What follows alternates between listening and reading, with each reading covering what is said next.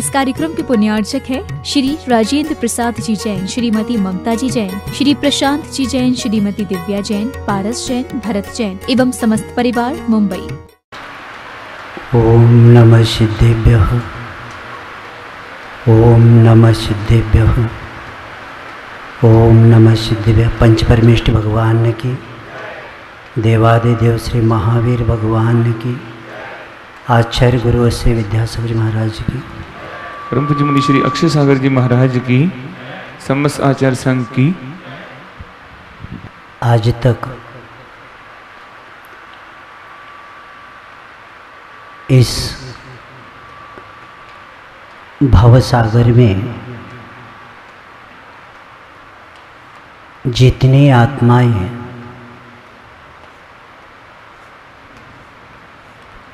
पतित अवस्था में थी,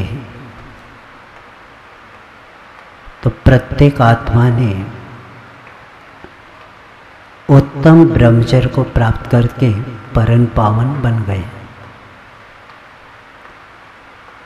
भगवान महावीर जी ने पंच सूत्र दिए, उसमें चौथा ब्रह्मचर्य दे दिया, क्योंकि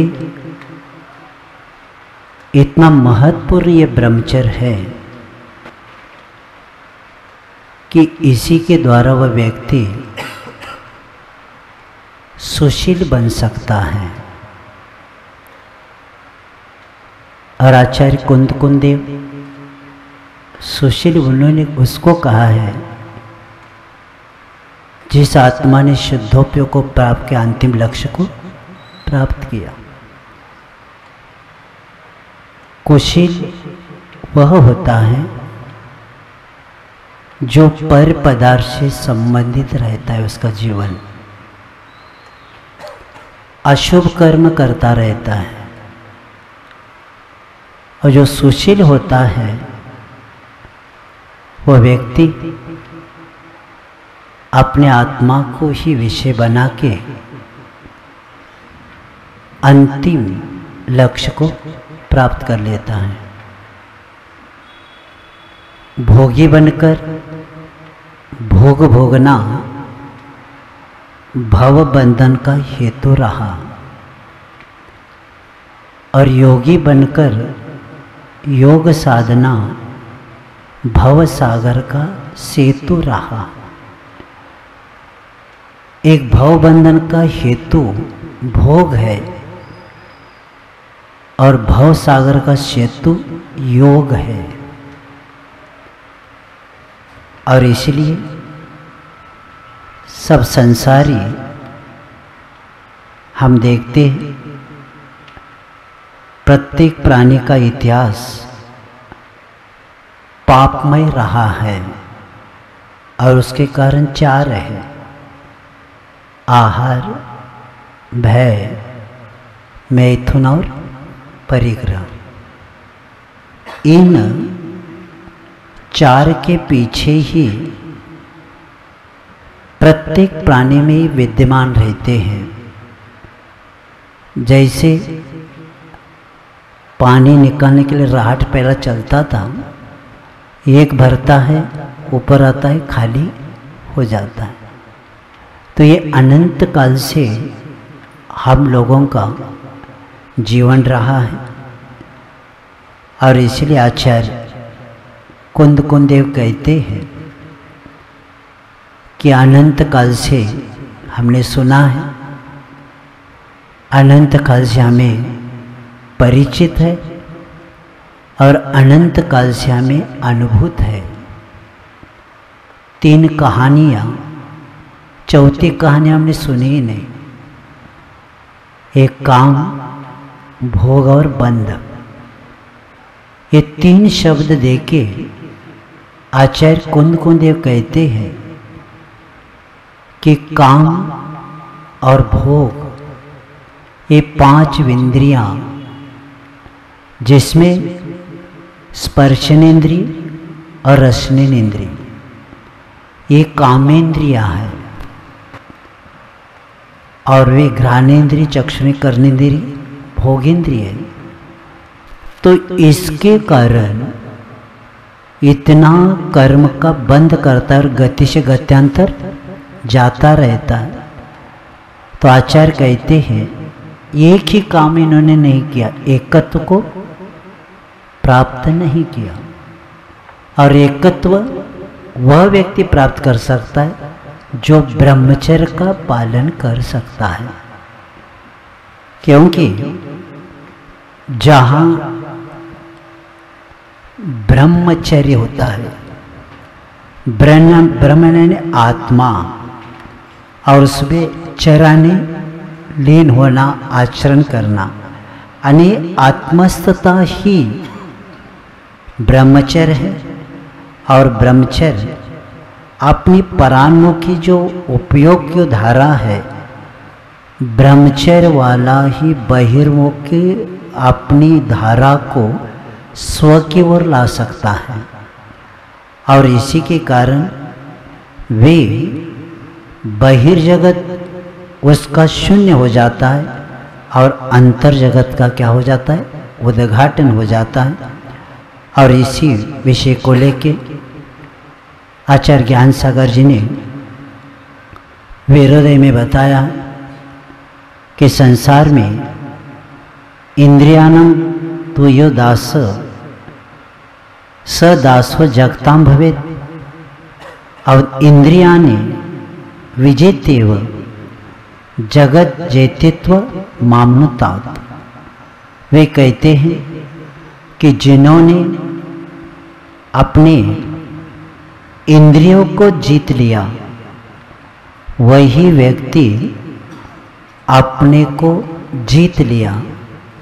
और जो इंद्रियों का दास है वह व्यक्ति जगत का क्या होता है, दास होता है।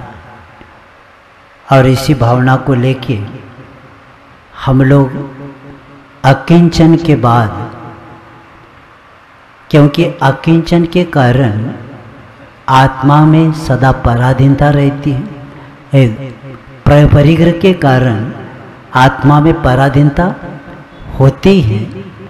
और जब उपयोग पराधीन होता है तब व्यक्ति अपने आत्मा की ओर आचरण कर नहीं सकता। इसीलिए अकिंचन के बाद कौन सा आया है, ब्रह्मचर्य आया है।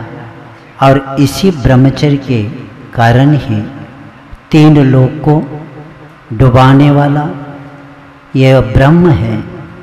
और इसका त्याग करके जो व्यक्ति ब्रह्म को प्राप्त करता है वही व्यक्ति अपने काम वासना पर पूर्ण विजय प्राप्त कर सकता है। योगी योग साधना करते हैं और उनके लिए महत्वपूर्ण ब्रह्मचर्य बताया है। उसी तरह श्रावक के लिए भी अपने जीवन में जो जिसको अपनाया उस अपनाई वस्तु को भी कुछ नियंत्रित होना चाहिए। विवाह एक धार्मिक अनुष्ठान है। आचार्य महाराज जी के शब्द हैं, विवाह भोग को निमंत्रण नहीं, भोग को नियंत्रण करने के लिए विवाह होता है। और इसीलिए जब सप्तपदी होती है तो उसी वक्त शादी की उस सप्तपदी में ही सौदार संतोष का व्रत दिया जाता था। और उसी के कारण हम पुराणों में इसके कहना पड़ेगा, क्योंकि आदर्श गृहस्थ वही हो सकता है जो अपनी स्त्री में संतोष को प्राप्त हो जाता है, क्योंकि उसका एक देश ब्रह्मचर्य माना जाता है। थोड़ा सा आपका विषय बता रहा हूँ, एक देश ब्रह्मचर्य माना जाता है, क्योंकि इसका महात्म्य जैसे सुदर्शन सेठ के बारे में पढ़ते हैं कि उन्होंने आपकी अपनी शील की रक्षा किया, इसके लिए देव भी दौड़ के आ गए। सीता जी के ऊपर आरोप लगाया गया तो अग्निकुंड को जल कुंड करने के लिए वे पहुंच गए। ये सब किसका प्रभाव है? ब्रह्मचर्य अनुव्रत का। कौन सा व्रत? ब्रह्मचर्य अनुव्रत। और वर्तमान में इसकी कमी है। और यहाँ तक आचार्य संबंधभद्र आचार्य कहते हैं पर्वों के दिनों में अगर ब्रह्मचर्य व्रत पालेंगे तो आप ब्रह्मचर्य अनुव्रत प्राप्त करने वाले होते हुए भी आप पाप से बचने वाले बन जाएंगे। और इसीलिए पर्व के दिन समझ लीजिए 1 महीने में 2 अष्टमी और 2 चतुर्दशी इसका भी त्याग करेंगे, क्योंकि बताया है एक समय विषय वासना में 9 लाख जीवों की हत्या होती है। और ये बहुत कम लोगों को पता है, बहुत लोगों को इसका ज्ञान है ही नहीं। और यहाँ अष्टमी चतुर्दशी के अलावा दशलक्षण, अष्टानिक आदि पर्वों में भी ब्रह्मचर्य व्रत पालने वाला व्यक्ति यानी अगर पर्व 4 का भी लेता है तो 36 लाख जीवों की क्या हो जाएगी? हत्या से बच जाएंगे। और ये संकल्प होना ही चाहिए। और वर्तमान में इसका ज्ञान नहीं होने के कारण और यहाँ तक ये भी पता नहीं एक समय जो विषयों में खर्चा होता है वो कितना होता है। तो सप्त धातु में सारभूत धातु है वीर और रज। थोड़ा ये भी विषय मुझे आज रखना है। तो अब देख लीजिए एक दिन में खाया हुआ अन्न, आज किया हुआ भोजन 30 दिन 4 घंटे के बाद वीर्य बनता है। आज किया हुआ भोजन सप्त धातु से अंतिम धातु रज और वीर्य बनने में 30 दिन 4 घंटे लगते हैं। और 40 सेर भोजन से 1 सेर रक्त बनता है। और 1 सेर रक्त से 2 तोला वीर्य बनता है। और 1 सेर भोजन करे तो 40 दिन में 40 सेर क्या होता है आपका? भोजन हो जाएगा। तो इसी तरह 30 दिन 4 घंटे होने के बाद आज किया हुआ भोजन का सप्त धातु का अंतिम धातु बन जाता है। इसीलिए आप लोग थोड़ा सावधान रहेंगे, अपना स्वास्थ्य ठीक रखना पड़ेगा।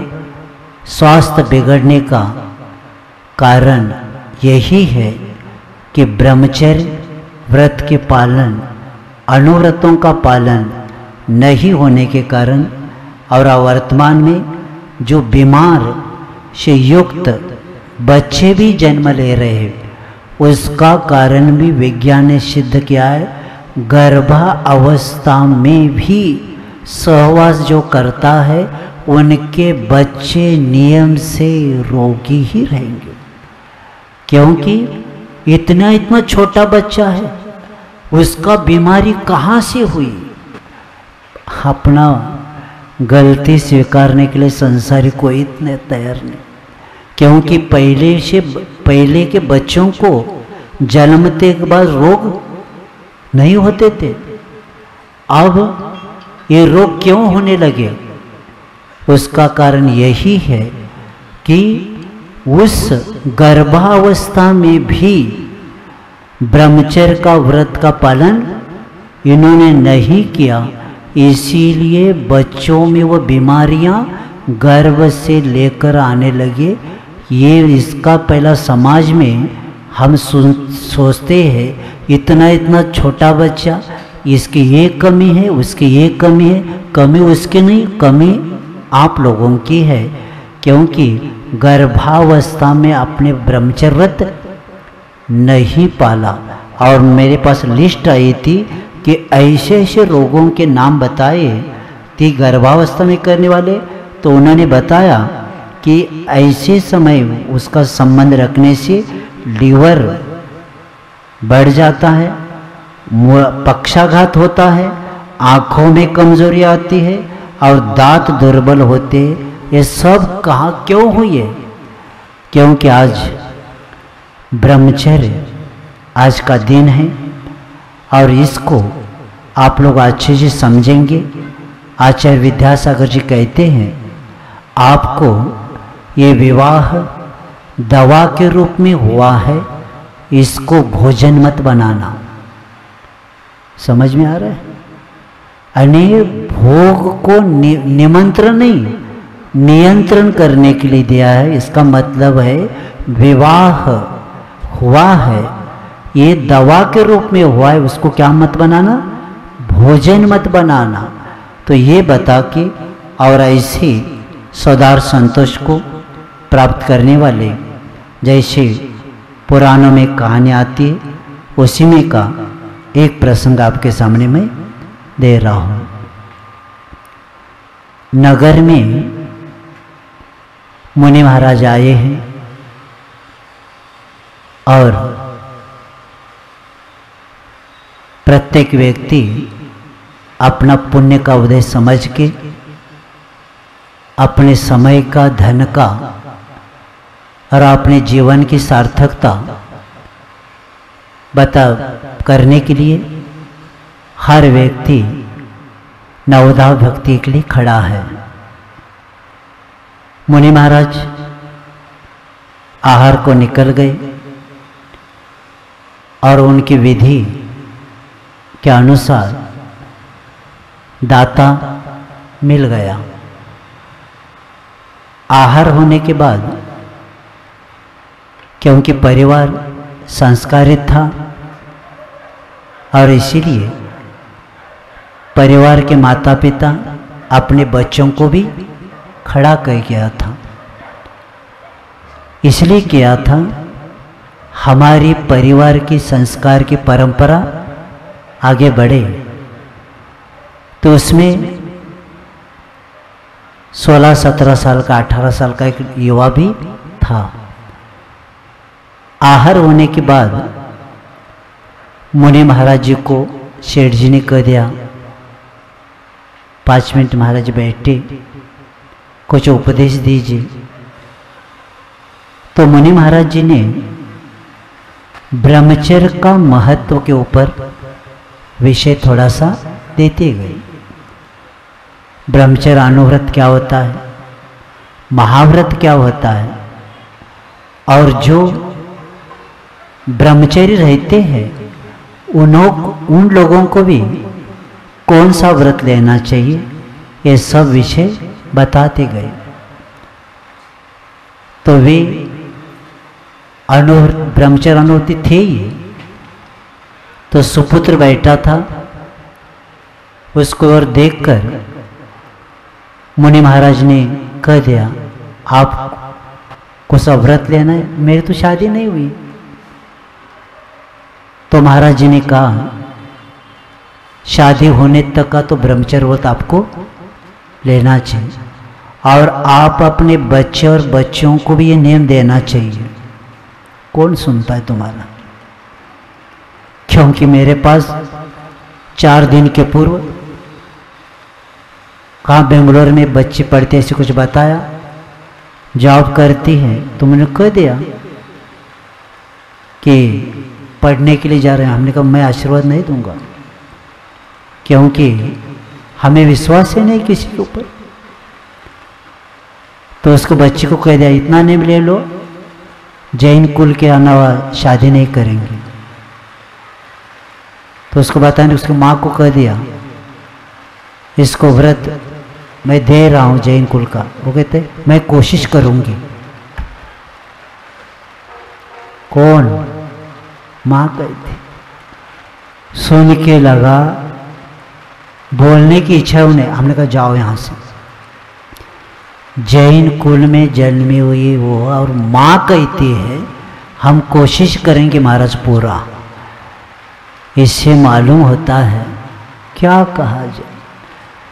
तो उस लड़के ने व्रत लिया कि महाराज शुक्ल पक्ष में शादी नहीं हुई, मैं आगे जीवन में क्या करूंगा, शुक्ल पक्ष में ब्रह्मचर्य व्रत पालूंगा। कई दिन निकल गए और उज्जैनी नगरी में एक आर्य का एक मुनि महाराज जो भी संग पहुंचा था, वहां भी मुनि महाराज के पास एक परिवार के जब पूरा आया था तो उन्होंने भी, सुशीला ने गुणवान बच्ची थी, तो उन्होंने सोचा हम जीवन में आगे जाकर, क्योंकि पाप क्या है वो जानती थी, तो वो कहती मैं कृष्ण पक्ष का नेम लेती हूँ। और दोनों का व्रत हो गया। इधर जो शेठ जी थे जिसके पुत्र का नाम था जिंदत, तो वो सोचने लगे कि लड़का बड़ा हो गया, शादी अपने को करना है। और वो ये सोच रहे थे हमारा लड़का हर रोज पूजन स्वाध्याय करने वाला है, संस्कारित है, उसके अनुसार संस्कार युक्त बच्ची कहाँ मिलेगी क्या। और आप होते तो सोच लेते थे हमारा लड़का कमाता है, इससे ज़्यादा पैकेज वाली मिलती है क्या। क्योंकि पहले की शादी गुणों को, संस्कार को देखकर किया जाता था, और आज की शादी पैकेज पूछ कर किया जा रहा है। गुण हो या क्या करना, हमें पैसे से मतलब है। इसीलिए बेंगलोर में, मैं जब महाराष्ट्र कोल्हापुर जिले में था, 1440 लोगों ने तलाक दिया है। कितना? 1000 पेपर में संख्या आई थी। बेंगलोर में पढ़ने वाले 1440 लोगों ने तलाक दिया है। और वो भी कहते हैं मुझे ज़रूरत नहीं, वो भी कहते हैं मुझे भी ज़रूरत, क्योंकि इन्होंने शादी किसके साथ किया था? पैकेज के साथ। अपना शादी संसार सुखी करके आगे जाके आत्मकल्याण का विषय है ही नहीं। लेकिन शेठ जी चिंतित थे और उसी के अनुसार उनको पता चला कि उज्जैन नगरी में एक बच्ची है, वो भी पूजन करती है, संस्कारित है। क्योंकि परिवार की सुरक्षा धन से नहीं होती, परिवार की सुरक्षा संस्कार, धर्म संस्कार से होती। अब मुंबई में प्रवचन कर रहा हूँ, ये मुंबई वालों के लिए प्रवचन नहीं है, ये बाहर देख रहे ना, उनके लिए। तुम्हारा ये विषय ही नहीं, तुम स्वप्न में भी नहीं ला सकते इसको। इसलिए नहीं ला सकते, आपके बच्चे आपके हाथ में नहीं, तो ये प्रवचन सुन के आपका क्या होने वाला है। ये बाहर के जो शांत गांव में बैठे ना, उनके लिए प्रवचन है। क्योंकि आप संस्कारित बहू ला ही नहीं सकते, क्योंकि लड़के ने पहले से देख के रखा और लड़की ने भी पहले से देखा है, आपका कुछ संबंध है ही नहीं।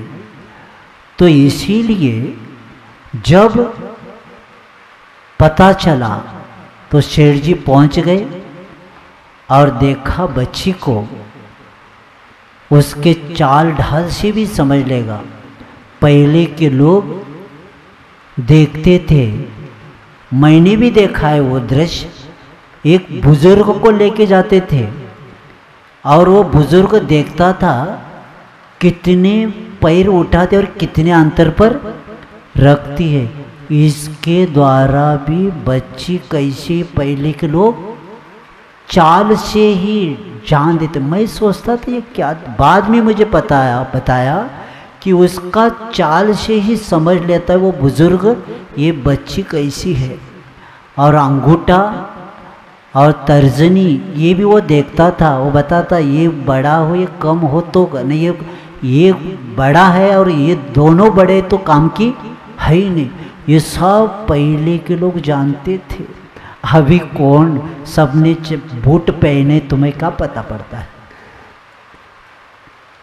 ये जब मैंने देखा तब देखा पहले के लोग इसलिए संतोषित रहते थे, और लड़का निर्णय नहीं करता था, वो बताता बेटा ये ठीक है करके ले सकते, और अभी कौन पूछता है। इसीलिए तो तलाक कितनी, आप मुंबई में आकर भी सुन रहा हूँ, जितने पढ़े ज़्यादा उतने पढ़े हैं, और जो थोड़ा पढ़ा है ना वो बहुत अच्छा सुखी है। तो जब वो तय हो जाता है, और दहेज की तो चर्चा है ही नहीं। वो कहता है सेठ जी दहेज बेज नहीं, हमें अच्छी संस्कृति युक्त बच्ची भी मिले तो और क्या चाहिए, क्योंकि यही तो हमारे परिवार का आगे बढ़ाएगी। और बाद में शादी हो जाती है धूमधाम से, और शादी होने के बाद ये लोग रंग महल में पहुंचे हैं। त्रयोदशी का दिन है, और त्रयोदशी होने के कारण वह जयावती जिनदत्ता जब पहुंचती है रंग महल में, पहुंचने के बाद जिनदत्त कहता है आज त्रयोदशी है, मेरा व्रत चल रहा है। तो वो जिनदत्ता आप आपका व्रत का पालन करिए। चतुर्दशी हो जाती है, और पक्ष पूर्णिमा अमावस्या जो भी हो उसके बाद पक्ष बदलता है। तब शाम का समय है, वो कहता है कि मेरा व्रत पूर्ण हो गया। शुक्ल पक्ष का मेरा व्रत था, क्योंकि त्रयोदशी करने से उनको लगा त्रयोदशी चतुर्दशी को जो व्रत होगा, लेकिन उन्होंने कहा शुक्ल पक्ष का मेरा व्रत था। तब वो कहते कृष्ण पक्ष का मेरा व्रत शुरू हो गया। सुन रहे हैं ना, शादी का 2 या 3 दिन हुए हैं, एक का शुक्ल पक्ष का, और योग कैसा आ गया। तो वो कहती है मेरा आज से व्रत शुरू हो गया। कैसा संयोग बैठ गया कि एक का शुक्ल पक्ष और एक का कृष्ण पक्ष। संसार के दृष्टि से शादी हो गई, लेकिन इन लोगों ने ब्रह्मचर्य व्रत का पूर्ण अनुव्रत नहीं, अनुव्रत का पालन नहीं, पूर्ण अखंड अशी धारा ब्रह्मचर्य व्रत का पालन शुरू किया। एक दिन जिनदत्ता कहती है आप दूसरी शादी करके लीजिए, क्योंकि परंपरा और मेरे कारण आपको भी इस व्रत का पालन करना पड़ रहा है। तब जिनदत्त कहते हैं क्या मैं पागल हूँ क्या, विषयों के लिए और दूसरी शादी करूं? मैं भी जानता हूं इसमें कितना पाप है, मैं मेरा पुण्य समझता हूं, पिताजी की इच्छा थी इसलिए मैंने शादी किया था, लेकिन मैं मेरा सौभाग्य मानता हूँ कि आप कृष्ण पक्ष वाले मिल गए और हम आज से धारा इस ब्रह्मचर्य व्रत का पूर्ण पालन करेंगे। आचार्य महाराज एक बार कह रहे थे, हमारे पुराणों में ऐसे ऐसे आदर्श पुरुष होकर गए जिन्होंने शादी करने के बाद भी क्या पाला?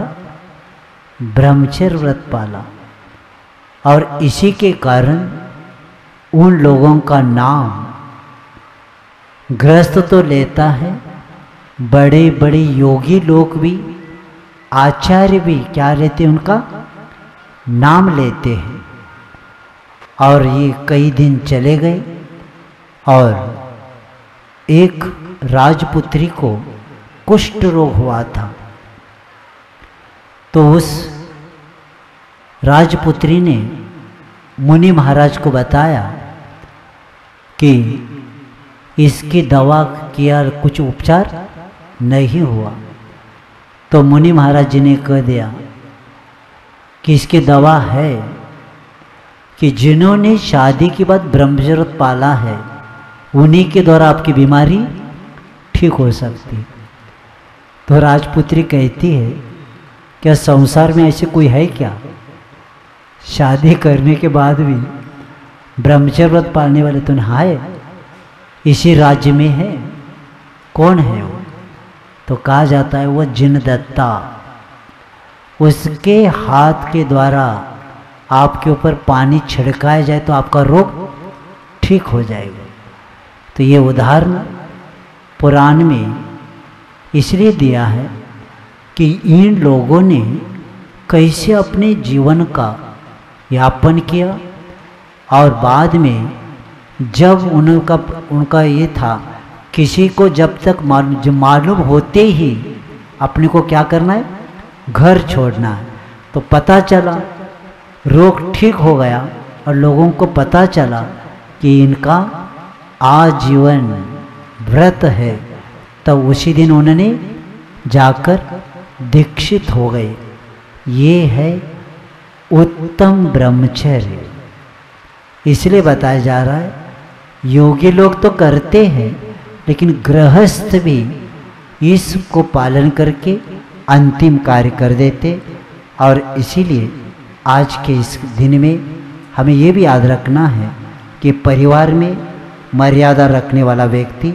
और एक प्रसंग आपके सामने रखकर मैं समाप्त कर देता हूँ। ये हनुमान नाटक में एक प्रसंग आता है कि जब सीता जी को उस वनवास से रावण ने जब उठाया, एक डाकू साधु का रूप लेकर आया था। किसका रूप ले आता? साधु का रूप ले आता। और लक्ष्मण रेखा रखी थी, इसलिए वो अंदर नहीं जा रहा था। तब वो कहता है बाहर आकर दे दो। तो बाहर आते ही लक्ष्मण रेखा का उल्लंघन होना ही रामायण शुरू हो। और हम लोग आप अपने घर को, चौखट को नीचे रखा ही नहीं, जिसको उम्बरटा बोलते हैं, देहरी। पहले के बच्चियाँ शाम होने के बाद उसके बाहर नहीं आती थी। अब उसको रखा ही नहीं अपने, तो आओ जाओ घर तुम्हारा, कभी भी आ जाओ। क्योंकि नियम था परिवार का, दिन अस्त होने से पहले घर में रहना ही चाहिए। और आपके बच्चों का कोचिंग बच्चियों का शाम को ही रहता है।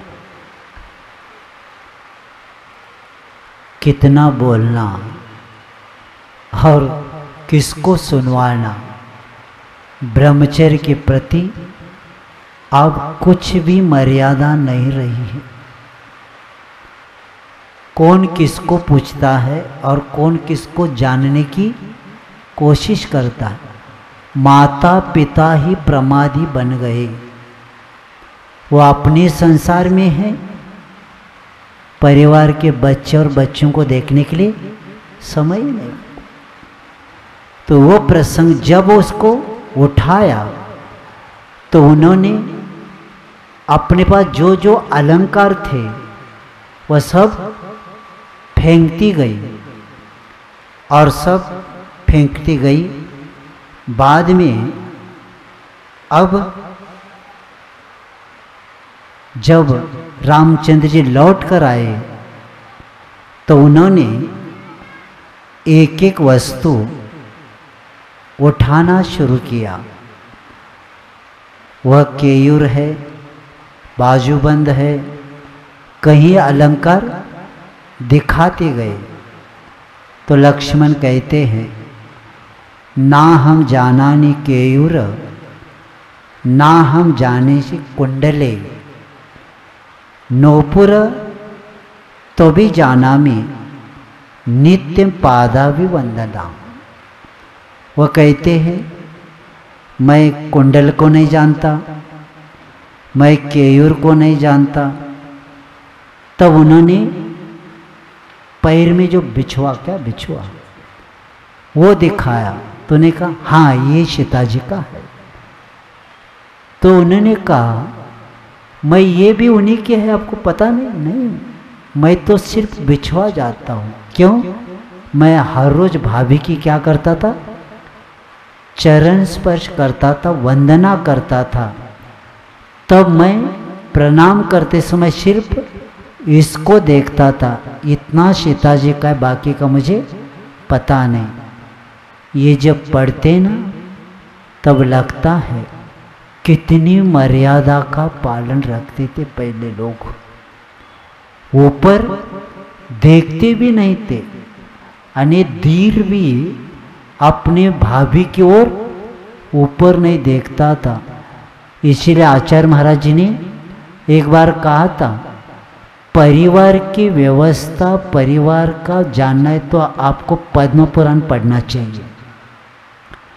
पद्म पुराण में परिवार में कैसे रहना, कहाँ का गड़बड़ होने की संभावना है, ये पद्म पुराण, जैन रामायण आपके परिवार को, सब परिवार बैठ के एक बार पढ़ना चाहिए, मरने से पहले एक बार। तो समझ में आ जाएगा परिवार की व्यवस्था कैसी होती है। और ये पढ़ने के बाद ऐसा लगता है कैसी कैसी मर्यादा वे रखते थे। और एक प्रसंग बंगाल में एक रामायण है, उसमें एक प्रसंग आया है कि जब जब रावण जाते थे सीता जी के पास, बहुत कोशिश किया, वह कुछ मानने के लिए तैयार नहीं। तो एक व्यक्ति कहता है, आपके पास बहिरूपणी विद्या है ना, एक बार रामचंद्र जी बन के जाना। क्या करना? सीता जी के पास रामचंद्र जी, क्योंकि बहिरूपणी विद्या है तो रामचंद्र जी बन के जाना तो आपके हो जाएगी। तो उन्होंने कह दिया, मैं एक बार रामचंद्र जी बन के देखा, मेरी मन की वासना ही चली। अने रूप को धारण करते ही मेरी मन की वासना चली गई। इसलिए कहते हैं मैं रामचंद्र जी का रूप नहीं धारण कर पाया। यानी रामचंद्र का रूप भी धारण करना वासना को कम करने के लिए कितना बड़ा कार्य था। ये करके रामचंद्र जी का वो महत्व बताया है। और इसीलिए आप अपने जीवन को उज्जवल बनाइए। और हमारा जो परिणाम है, मन को थोड़ा सा सावधान रखो, क्योंकि मन ही हमारा उस विषयों की ओर लेके जाते हैं। और इसीलिए कहा गया, मन को जितनी अच्छी अच्छी बातें हम स्वाध्याय आदि करेंगे, जिनवानी का पाठ करेंगे, भगवान के दर्शन करेंगे, तो आचार्य सम्मत महाराज कहते भगवान की हर रोज पूजन अभिषेक करने से भी वासनाएं कम होती है। और इसलिए गुरु महाराज जी ने एक जगह लिखा है कि अपने सुशील भाव को रखने के लिए क्या हो गया मुझ में समझ में ना आता, क्यों मन बार बार बाहर दौड़ जाता, स्वाध्याय ध्यान करके मन रोध पाता, पेश श्वान सा मन सदा मल शोध लाता। आचार्य जी कहते निजानुभव शतक में कि क्या हुआ है मुझे समझ में नहीं आता, मन मेरा क्या होता है बार बार बाहर दौड़ जाता है, और जितना मन दौड़ेगा बाहर उतना आप क्या हो जाएंगे, विषयों की ओर हो जाएंगे। तो उसके लिए कहते क्योंकि मन को उपमा दिया है बंदर की, और पहले आचार्य बंदर की उपमा देते थे, लेकिन विद्यासागर जी कहते हैं अब बंदर का उपमा नहीं देना। एक बंदर चंचल तो है, उसको शराब पिलाना, क्या पिलाना, बंदर को शराब पिलाना तो और चंचल हो जाएगा, और बाद में उसको बिच्छू काटना चाहिए, और इतना चंचल मन है। तो ऐसे मन को स्वाध्याय ध्यान करके मन रोध पाता। स्वाध्याय ध्यान किए बिना मन को हम क्या कर नहीं सकते, शांत नहीं कर सकते। नहीं करेंगे पेशान सा मन सदा मल शोध लाता। और स्वाध्याय ध्यान नहीं करेंगे तो आपका मन क्या होगा, जैसे कुत्ता, कुत्ते को क्या पालने वाले लोग करते, पट्टा बांधते थे, उसको साकल रखते, तब तक उसको अच्छे खिलाते भी रहते, और सदा अच्छा खिलाने वाले उस कुत्ते का अगर साकल छोड़ दिया तो कुत्ता किचन रूम में नहीं जाता, कहाँ जाता है, बाहर मल शोधने के लिए जाता है। क्यों जाता है, क्योंकि वह नियम से कुत्ता मल को ही खाता है। उसी तरह हमारा मन सदा विषय वासना की ओर होता है, और इसीलिए विषयासक्त बनने वाला व्यक्ति अपनी विद्वत्ता, अपनी कुल, अपनी मर्यादा का पालन नहीं कर सकता। तो ऐसे आज का ये उत्तम ब्रह्मचर्य दिन हमारे लिए, हर व्यक्ति को, श्रावक के लिए भी और साधु के लिए, साधु तो सदा शील का पालन करते रहते, लेकिन श्रावक को भी कहा है आपको धीरे धीरे ये पर्वों के दिन का पालन करते करते आपको अभ्यास बढ़ाना है, क्योंकि अंत में आपके मोक्ष की साधना आपको करना है। इसीलिए धीरे धीरे पर्वों को करते करते पक्ष तक आएंगे। पक्ष के बाद 25 दिन, 28 दिन ऐसे करते करते पूर्ण ब्रह्मचर्य पालेंगे, तो आपके जीवन जैसे इन महान पुरुषों का बना है वैसे बने। और इस एक समय के पाप कितना होता है बताया, उससे बचेंगे, क्योंकि सबसे बड़ा पाप अब्रह्म है। उससे बचकर ब्रह्मचर्य का प्राप्त करके जीवन को सुंदर और अमर बनाए। अपने जीवन के रहस्य को समझने के लिए हमारे सामने आदर्श परमात्मा को हमने सामने रखा है, क्योंकि एक नियम होता है जो हमें बनना है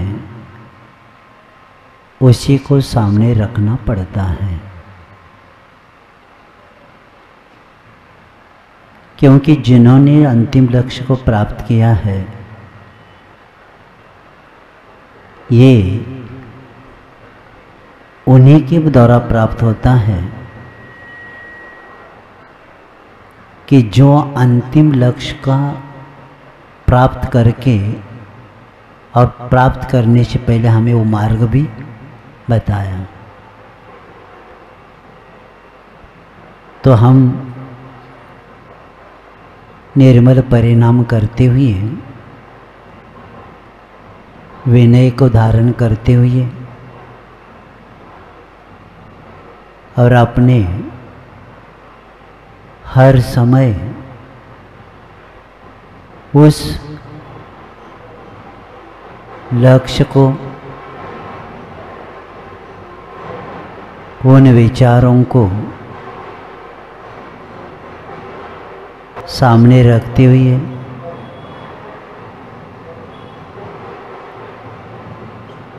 अपना आत्मज्ञान सामने रखते हुए हम लोगों ने व्रत नियम का पालन करते हुए अरिहंत भगवान आचार्य परमेष्ठी, उपाध्याय परमेष्ठी और जिनवानी की भक्ति करते हुए हमने संसार से भयभीत होते हुए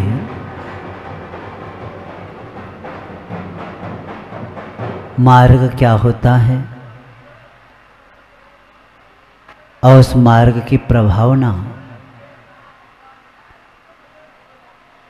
को करते हुए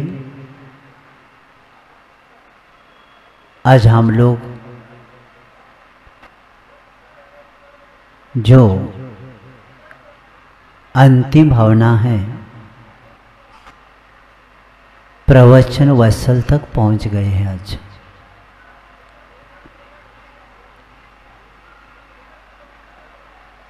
वत्सल प्रवचनाने साधर्म के प्रति वात्सल्य भाव रखना,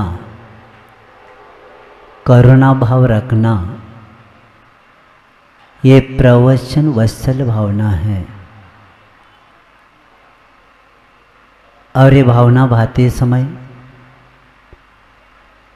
हमारा लक्ष्य यही रहेगा कि जब निर्मल दृष्टि बन जाती है तो प्रत्येक के प्रति अपनी भावना अच्छी बनती है। तो ये इसलिए संबंध भद्राचार्य 8 अंग में भी वात्सल्य एक अंग आया है। सही स्थान प्रति सद्भाव सनाता पेत कहतवा प्रति यथा योग्यम वात्सल्यम अप्यलभ्यते। स्वयस्त एक शब्द बताता है हम एक दूसरे के प्रति बहुत सावधानता से व्यवहार करेंगे। और वहाँ शब्द दिया है मायाचार से रहित और यथा योग्यानी पात्र के अनुसार हमें वात्सल्य और वत्स बछड़ा होता है। जैसे गाय अपने बछड़े के ऊपर प्रेम करती है और वो गाय प्रेम करते समय कोई अपेक्षा नहीं रखती, उसका लक्ष्य यही होता है कि अपना कर्तव्य वो गाय करती रहती है और वात्सल्य से व्यवहार उसे करती है। क्योंकि वात्सल्य का अंक का जब आता है विषय तो सिर्फ गाय का ही विषय दिया जाता है। इसलिए दिया जाता है, कोई माँ का नाम नहीं दिया। माँ भी बच्चे को बड़ा करती है, तो किसी माँ कोई प्रसिद्ध हो गई होगी कि अपने बच्चे के साथ वात्सल्य के साथ व्यवहार किया होगा? नहीं, वहाँ थोड़ा तो स्वार्थ रहता ही है। कैसी कैसी भी माँ हो, कैसा होता है माँ का? थोड़ा स्वार्थ के बिना ये बड़ा होने के बाद हमारी सेवा करेगा, हमारा परिवार आगे चलाएगा, ये सब विषय उसमें रहता है।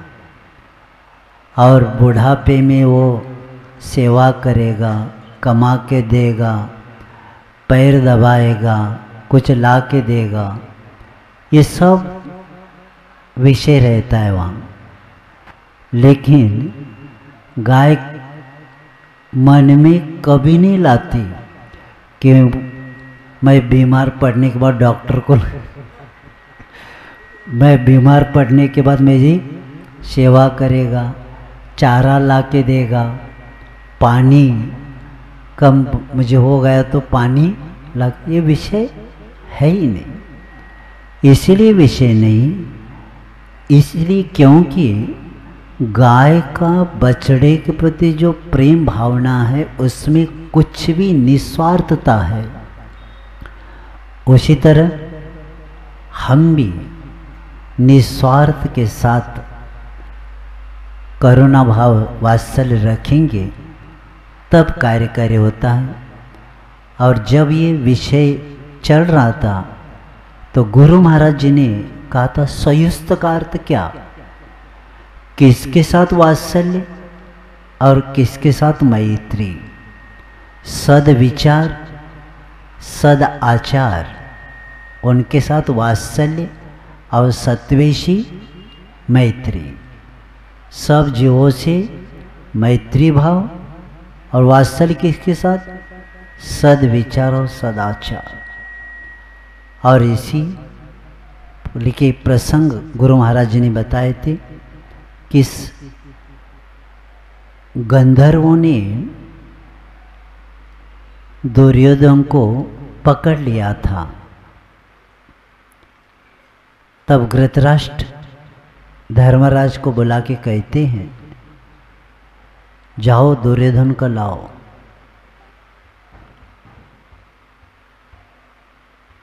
तो धर्मराज भीम को बुलाते, उनको लेके आना। क्या बोल रहे आप? जिन्होंने हमें वनवास भेजा, जिन्होंने हमारे साथ अत्याचार किया, उसको मैं तो नहीं जाऊंगा। ऐसे व्यक्ति को कौन मदद करेगा? तो बाद में वे धर्मराज करुणा भाव से बता रहे थे, नहीं ऐसा मत करो। वो अर्जुन देखते हैं तो अर्जुन कहते हैं, मैं लाता हूं। तब धर्मराज कहते हैं, देखो जब हम परिवार में रहते ना तो हम 100 कौरव और 5 पांडव 105 है। बाहर हमारा कुछ भी मतभेद हो, लेकिन परिवार में रहेंगे तो 105 ही रहेंगे। संसार की दृष्टि से 5 पांडव 100 कौरव ये लोगों के लिए है, लेकिन परिवार में 105 ही है। जब ये सुनते हैं और वो चले जाते हैं और उनको लेके आते हैं, तो ये उदाहरण इसलिए रखा गया है, जब समाज में हम रहते हैं, धार्मिक काम में अनुष्ठान करते हैं और एक दूसरे से वात्सल्य से रहेंगे तो समाज में संगठन होगा। जिस समाज में एक दूसरे के दोष देखते जाते हैं और एक दूसरे से मायाचार करने के कारण ही समाज में क्या हो रहा है, विघटन दिनों दिन बढ़ता जा रहा है। उसका एक ही कारण है कि वात्सल्यांग जिस समाज में होता है वही समाज संगठित होती है। तुम्हारी संख्या ज़्यादा होते हुए भी शक्ति का प्रभाव क्यों नहीं? क्योंकि शक्ति सब बट गई और बटने के कारण मराठी में कहावत है, कोणाचं चप्पल कोणाच्या पायात। यानी कौन चप्पल किसका पहन के जा रहा है किसी को पता नहीं। तुम्हारा उपयोग कौन कौन करके ले रहा है और तुम्हें एक जगह बैठने के लिए संगठित होने की आदत ही नहीं। हर व्यक्ति अपना काम करना चाहता है और इसीलिए ये जैन समाज की स्थिति इसलिए हुई है, कोई किसी को पूछना नहीं चाहता। तो ये वात्सल्य से व्यवहार करेंगे, नहीं तो मेरी समाज दूसरा आ नहीं सकता, तो तुम वही बैठते जाओ। आप जो करना है करो, ज़्यादा दिन टिकने वाले है ही नहीं। जब तक विशालता निर्मल दृष्टि नहीं आती तब तक इस समाज का संगठन होने वाला नहीं। और स्वभाव अपना होता है लेकिन थोड़ा सा समझ के लेना चाहिए। जैसे एक उदाहरण पढ़ा था, आँख का दूध होता है ना, आँख अक्का हुआ का, वो एक बार गाय के और भैंस के दूध को कहता है कि हमें आप मिला के लो ना। तो कहते भैया आपको हम मिला के लेंगे ना तो हम उपयोग वाले नहीं रह पाएंगे, हम ही फट जाएंगे। तब वो आँख का दूध कहता है, आँख नहीं आँख, वो कहता है देखो मैं सजाती, आपका कलर हमारा कलर सब एक है, सजाती होते हुए हमें मना कर रहे, और पानी विजाती है, पानी क्या है विजाती है, और उनके साथ तो मिल के रहते और हमें मना करते। तो उन्होंने बताया पानी का स्वभाव मिलनसार है। क्या है? जो जिसको मिल जाता है वैसे हो जाता है, लेकिन आपका स्वभाव गड़बड़ है। सजाती होती हुई भी आपका स्वभाव क्या है? दूसरों को फाड़ देना। तो उसी तरह यहाँ मिलनसार जो शब्द बताया है वही प्रत्येक का क्या होना चाहिए? स्वभाव होना चाहिए, तब कार्य हो सकता है। और ऐसे क्योंकि समय आपका हो रहा है, और ऐसे आज ये 16करण भावना का अंतिम दिन है। और आप लोगों ने, कई लोगों ने बताया कि कई सालों से हम 16करण करते थे, लेकिन और कई लोगों का करके उद्यापन भी देखा, लेकिन इस समय जो पूजन किया ऐसा पूजन हमने अभी तक नहीं किया। अहिंसा परम धर्म की। इस कार्यक्रम के पुण्यार्चक थे श्री राजेंद्र प्रसाद जी जैन, श्रीमती ममता जी जैन, श्री प्रशांत जी जैन, श्रीमती दिव्या जैन, पारस जैन, भरत जैन एवं समस्त परिवार, मुंबई।